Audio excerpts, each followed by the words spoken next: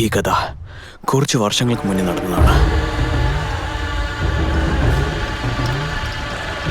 നോക്കുമോനെ, ഈ നാട്ടില് ഇങ്ങനെ ഒരു മരണം എന്തുകൊണ്ടാണ് നടക്കുന്നതെന്ന് നീ എപ്പോഴെങ്കിലും ആലോചിച്ചിട്ടുണ്ടോ?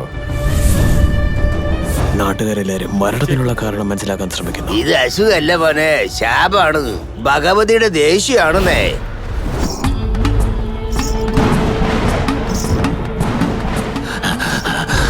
എന്റെ വാക്കുകൾ കേൾക്കണം മക്കളെ. എനിക്ക് പൂജകൾ നടത്തണം എന്റെ മക്കളെ.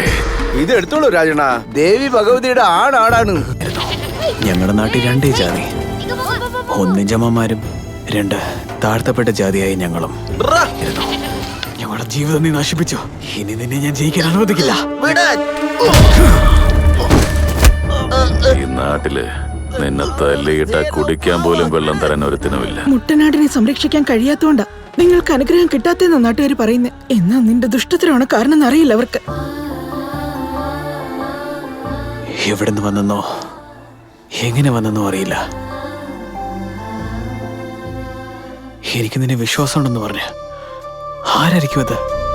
ഭ്രാന്തനാണെന്നാ വിചാരിച്ചേ. കൊഴപ്പില്ല, ബുദ്ധിയുണ്ടല്ലോ.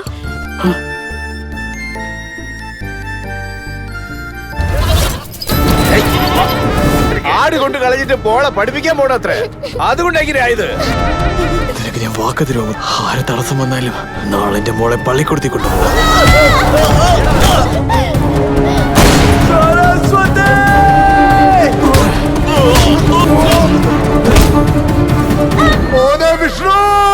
വിദ്യാഭ്യാസം ഉണ്ടെങ്കിൽ വേലക്കാരൻ യജമാനെ തുല്യാണെങ്കിൽ ഞാനങ്ങനെ ചുമ്മാ ഇരിക്കുന്നേ.